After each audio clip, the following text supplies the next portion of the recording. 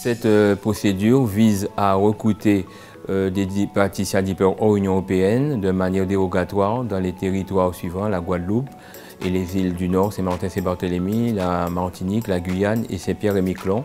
Elle permet, à partir d'un dépôt de candidature sous les postes qui ont été ouverts et publiés dans un arrêté du 18 septembre 2020, de pouvoir examiner leur candidature en présence d'un jury durant 15 minutes.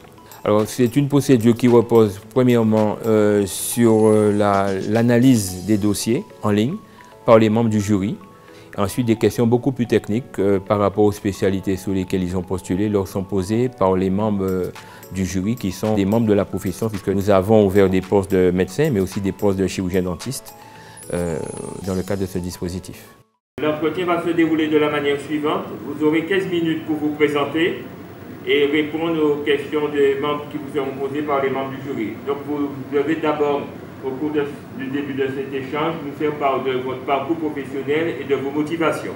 Donc une fois que les candidats ont été auditionnés avec un avis favorable émis par la commission, leurs dossiers sont transmis aux établissements qui ont ouvert des postes dans le cadre de ce dispositif, qui nous font savoir en retour s'ils souhaitent les recruter et si c'est le cas, il y a un arrêté d'autorisation qui est pris par la direction générale de l'ARS qui leur permettra jusqu'au 31 décembre 2025 de pouvoir exercer sur le territoire de Guadeloupe et des îles du Nord.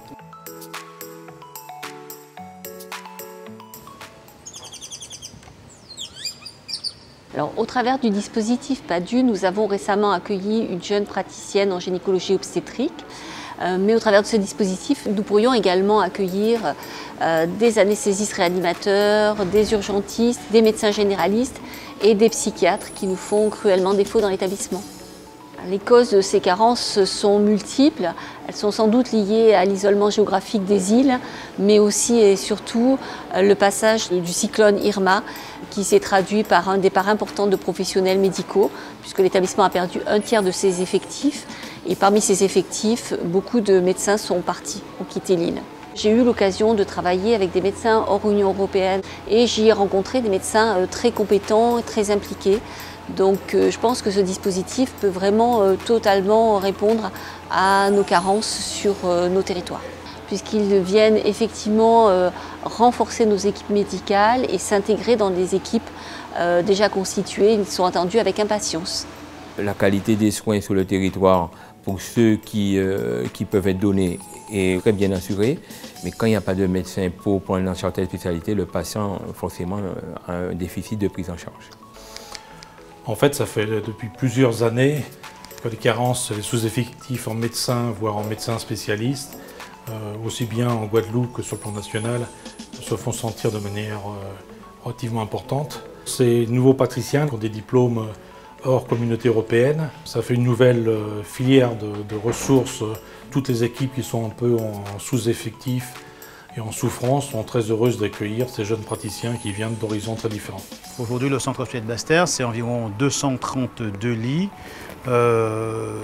800 agents environ, dont une centaine de personnels médicaux. Sur la centaine, nous avons environ une cinquantaine de médecins permanents, ce qui veut dire qu'avec l'autre moitié, nous sommes amenés effectivement à fonctionner avec des contractuels. Le dispositif PADU, clairement, viendrait en tout cas renforcer les effectifs médicaux du centre hospitalier de Basse-Terre. Donc lorsqu'ils viennent, ils ont l'autorisation en effet d'exercice, mais ce sont des personnes, des professionnels qui ont déjà effectivement l'expérience au sein effectivement de leur pays. Entrez. Salut. Oui, bonjour. J'ai commencé mes études de neurologie, mon internat en Guinée-Conakry, dans le service du professeur Amares Cissé. J'y ai passé 2 ans et avec la collaboration entre universités, dans le cadre du DFMS, je suis venu en Guadeloupe achever ma formation. J'ai fait le reste de mon internat ici au CHU de Pointe-à-Pitre. Et après, quand je suis arrivé, effectivement, je me suis rendu compte que c'était bien, le cadre du travail, les collègues et tout ça. Et c'est différent de la métropole. Le climat qui me rapproche plus du climat d'Afrique, quoi. Donc ça, j'aime bien. Ce dispositif PADU, c'est un dispositif d'abord original. hein, spécifique au territoire ultramarin. Pour nous, communauté médicale de cet établissement, c'est une plus-value extraordinaire.